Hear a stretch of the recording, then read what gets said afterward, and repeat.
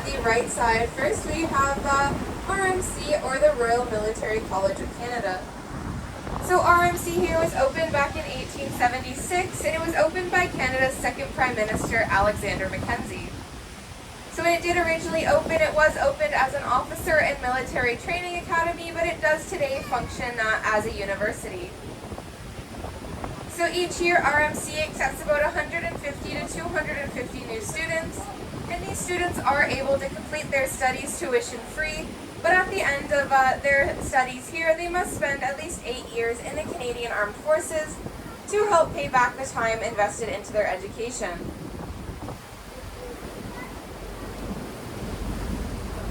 So straight ahead of us here, this bridge we have is called the LaSalle Causeway. Now, the LaSalle Causeway was originally made of wood, and it was the only thing that connected Kingston to what is now the Royal Military College of Canada, or at the time was called Fort Frederick. Now, this bridge, as I said, was originally made of wood, and it was called a penny bridge, as it did cost 1 penny each way to cross the bridge. It was later replaced by a swing bridge that would swing 90 degrees to allow boats to pass through, and that currently in there right now is a temporary bridge while the swing bridge is under repair, and it is taken out every week to allow boats to pass through.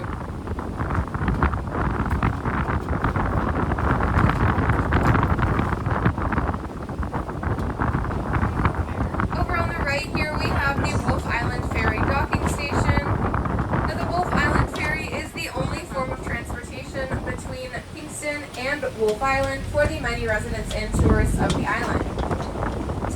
So if you are looking to visit Wolfe Island, they do have a number of beaches and cafes. The ferry is completely free to use, and they do run about 18 hours a day, 7 days a week.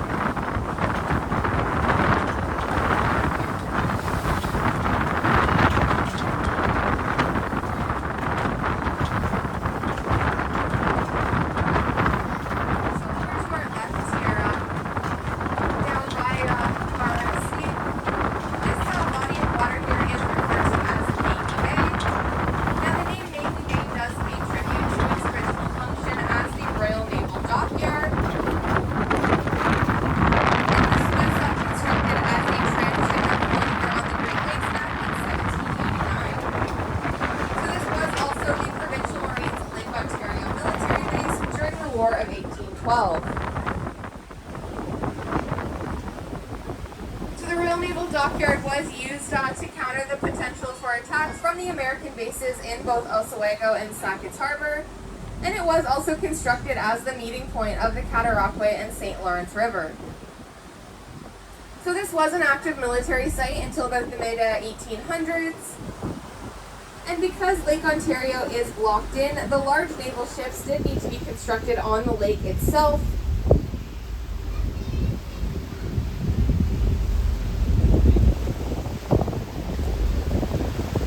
Now here at RMC, or what was originally a British fort called Fort Frederick, there was a decline in military activity at both the fort and the Royal Naval Dockyard after something called the Rush-Banga Agreement was signed. Now this was signed back in 1817, and essentially this limited armaments on the Great Lakes between Canada and the United States. It is ultimately what led to the transformation of the Royal Naval Dockyard, Fort Frederick, into the Royal Military College of Canada.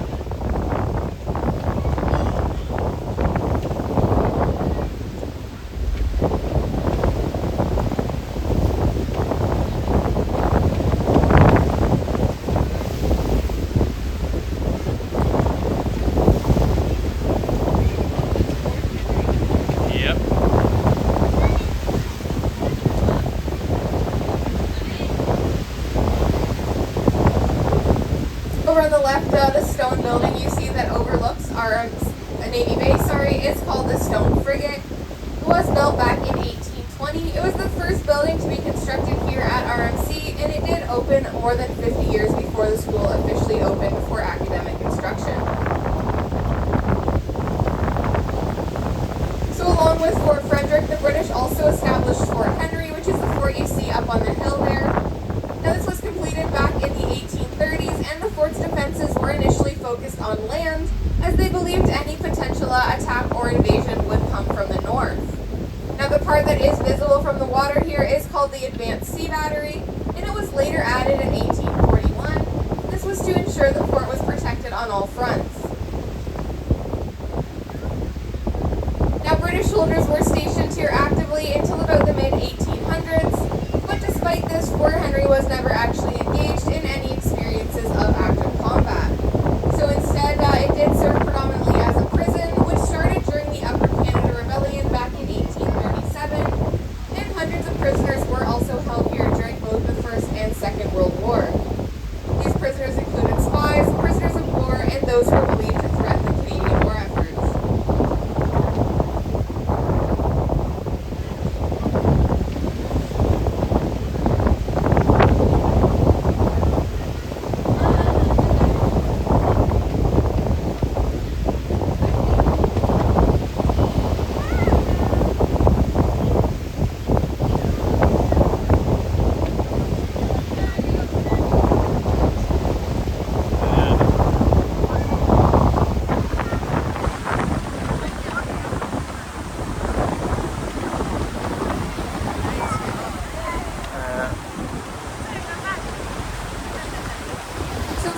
Today is a popular tourist attraction, and it does now function as a living museum. So here inside you are able to see how military life would be depicted in the 19th century. And the Fort Henry Guard, which was established back in 1938, also has a number of sunset ceremonies that feature marching drills, displays, and artifacts.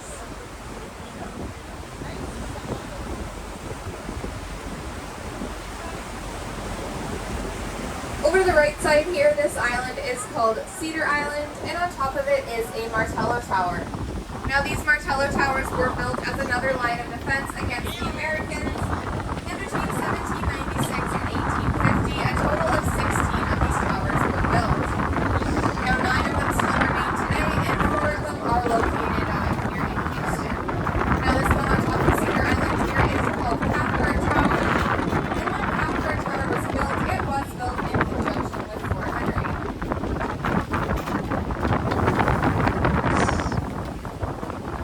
Now the way this worked is about 20 stones would be sent over to Cedar Island on 2 boats at the beginning of the week, and these boats would then circle throughout the week bringing limestone to help build the tower on Cedar Island.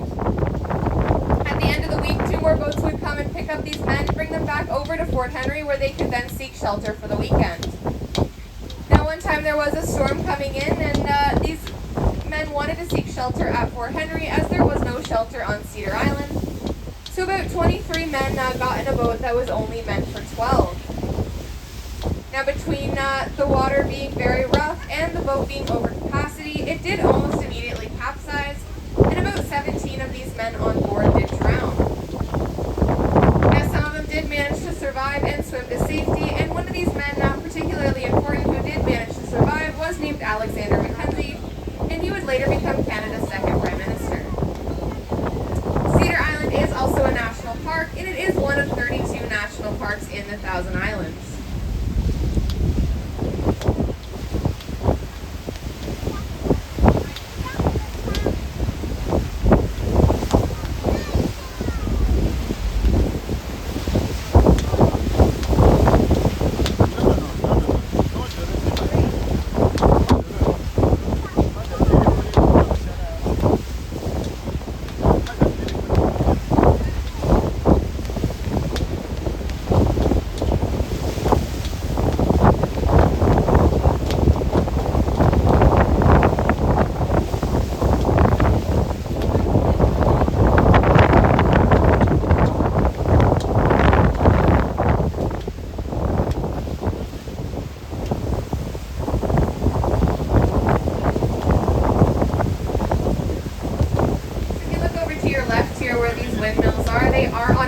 Called Wolf Island. That is where the ferry travels back and forth between. Now, Wolf Island is the largest of the Thousand Islands, and it spans about 29 kilometers in length and 9 kilometers in width. So Wolf Island is named after a British general, and the size of Wolf Island is the reason why it was chosen to be one of the first used for agricultural purposes. And today, Wolf Island is predominantly a farming community. So Wolf Island was first settled in the early 1800s by Scottish lumbermen who used it to harvest lumber and build British naval ships during the War of 1812. By the 1840s, Irish farmers had moved here, and by the 1860s, there was about 3,600 people living here. Now, by the time the Great Depression hit in the 1930s, the population had fallen to about 1,200, and today the population holds steady around 1,400 during the winter months, but can triple to about 4,200 during the summer months. Now, during the Prohibition era, life on Wolf Island was also interesting due to the presence of liquor smuggling businesses that were scattered throughout the island.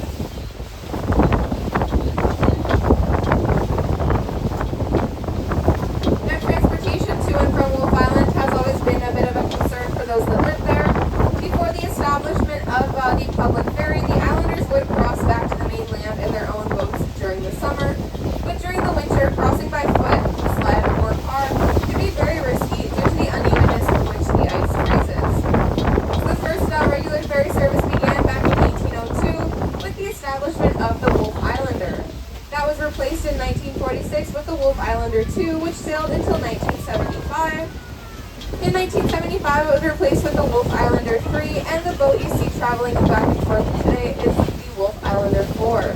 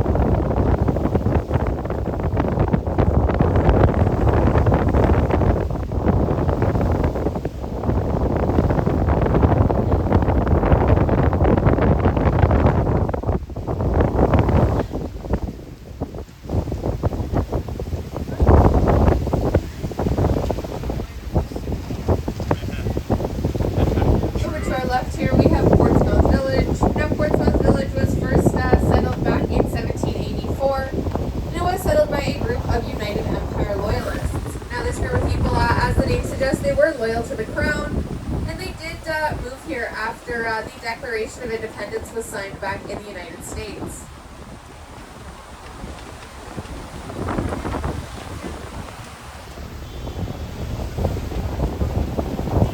So this harbor here is also called the Portsmouth Olympic Harbor. This is where the sailing events took place during the 1976 Montreal Summer Olympics.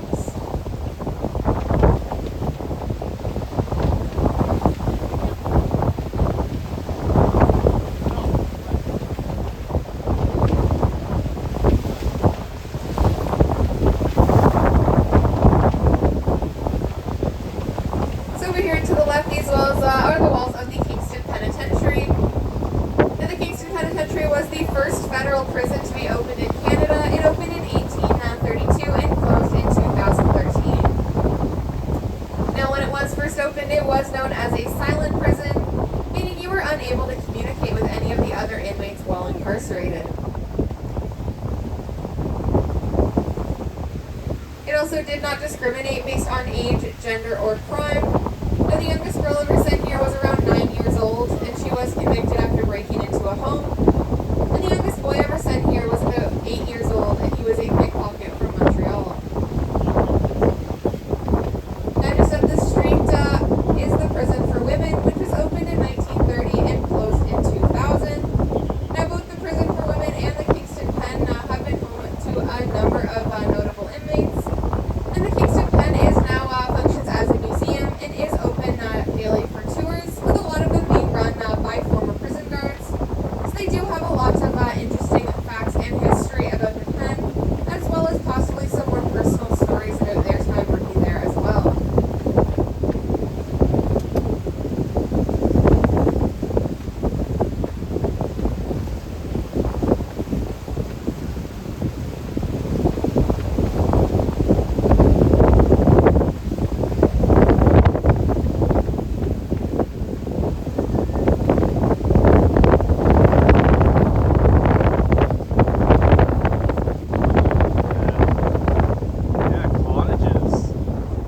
Nice to get one here someday.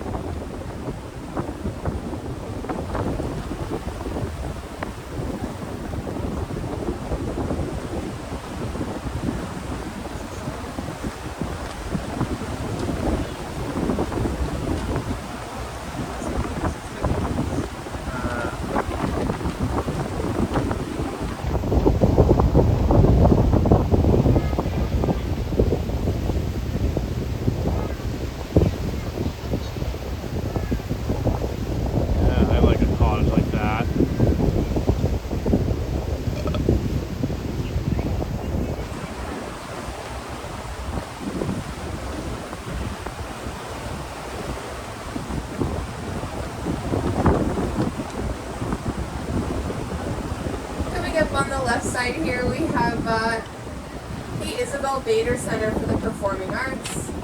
Now, inside this building here, it does have a large theater as well as a number of classrooms and study spaces. Now, it is owned by Queen's University and home to the film department. Now, just next door, is the J.K. Tet Center. And inside here, there are a number of dance studios and art galleries. It did used to function as a brewery, but today it also has the Juniper Cafe, which is a lovely waterfront cafe and one of the only waterfront cafes here in Kingston. You should try it.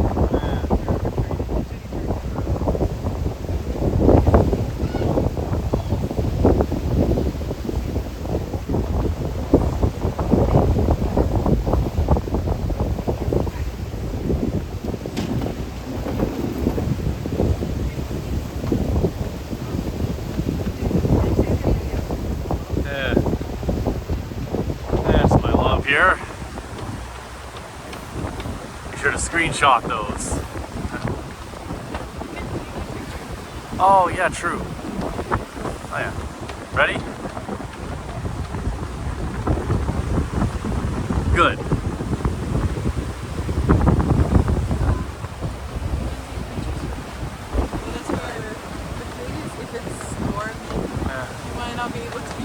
Yeah. On the left side here, we have the Gord Downey Memorial Pier. Now this pier is named after the lead singer of the Canadian band, the Tragically Hip. And it is now a favorite spot for Queen's University students to swim during the summer months. Now the reason it is a favorite spot for the students is the residence buildings here at Queen's University are just across the street behind the pier.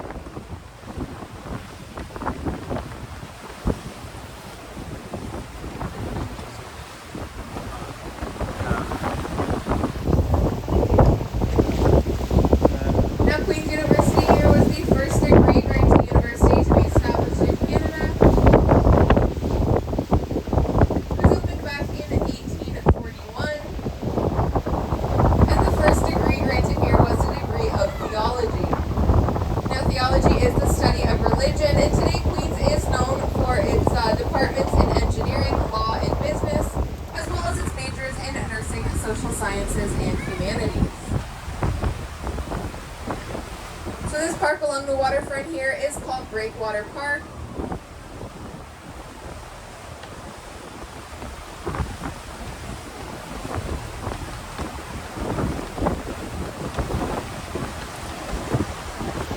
Look at that neat structure. What it represents.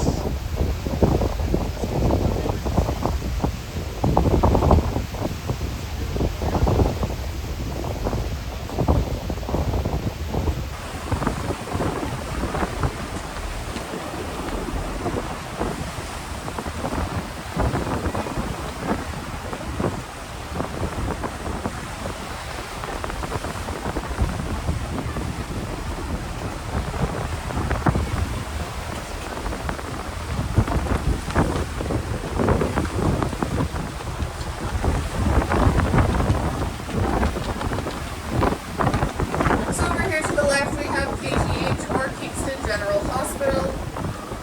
Now KGH first opened as a charitable hospital back between 1833 to 1835 before opening as a public hospital in 1845.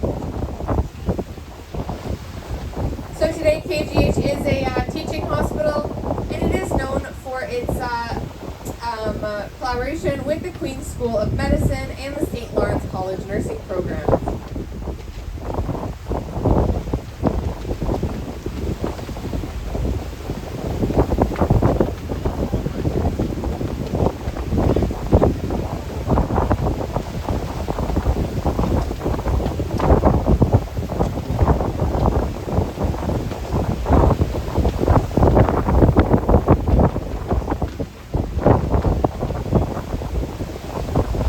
So here as well at KGH, this is where the first Parliament of Canada was held back when Kingston was the capital from 1841 until the end of 1843. And the administrative wings in the hospital were used as government offices while we were the capital.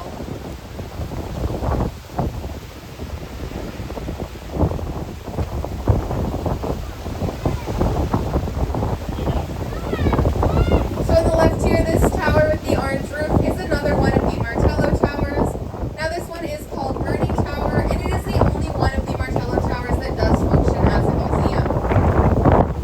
So it is also the oldest operating museum here in Kingston, and inside Burning Tower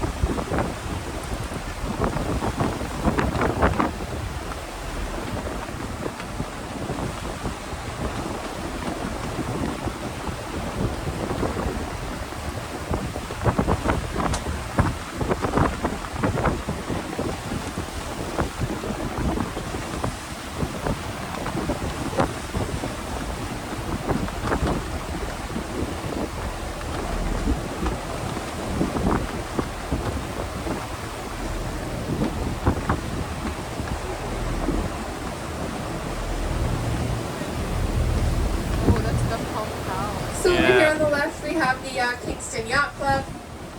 And further up the way, the red brick building there is the Kingston Pump House.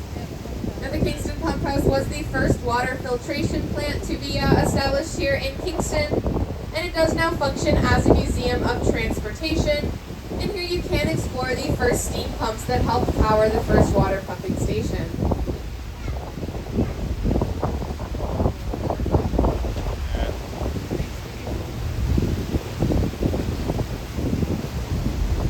Yeah, they right now have dinosaurs on display at that museum. Yep, on loan from the ROM. That one, the pump house. Yes. Over to the left here, this boat is called the SS Keewatin, and it is the last of its kind from the Titanic era. So the Keewatin had her maiden voyage back in 1907 and sailed until decommissioned in 1965. And in 2012, it was converted into the Great Lakes Museum. So here on board the ship, you are able to learn about life on the Great Lakes and steamships during the 20th century.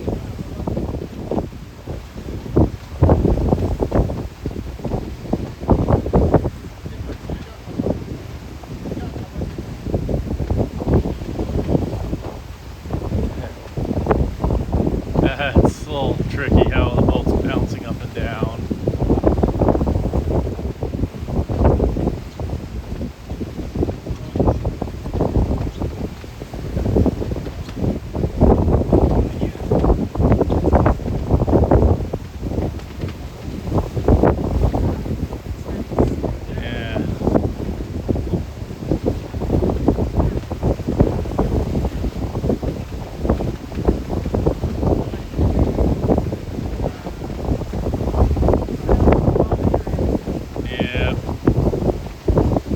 Apologize to my fellow YouTubers, but I hope you still enjoy the video.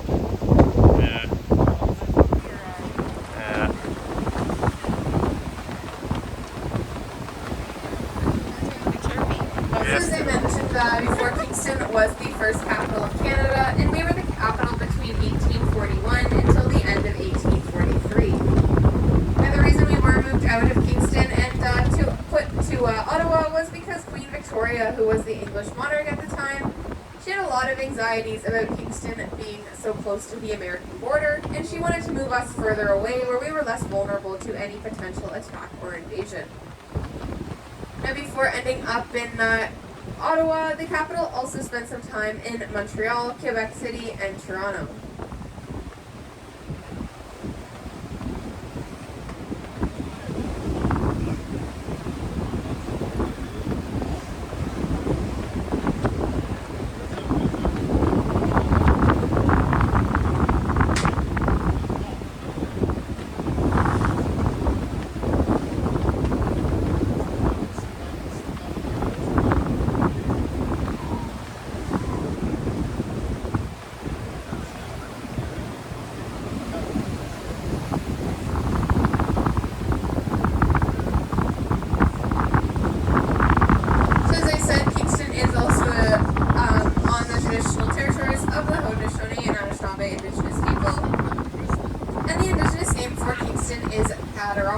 Now, this is a French translation of the Algonquin word, which does mean great meeting place and place of retreat.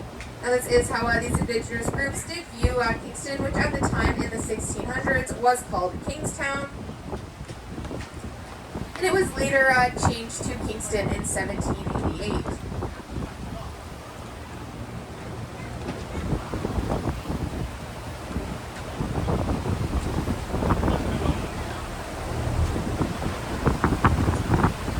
Over here on the left, the large building with the dome and the clock on top is Kingston City Hall, and the park just in front is called Confederation Park.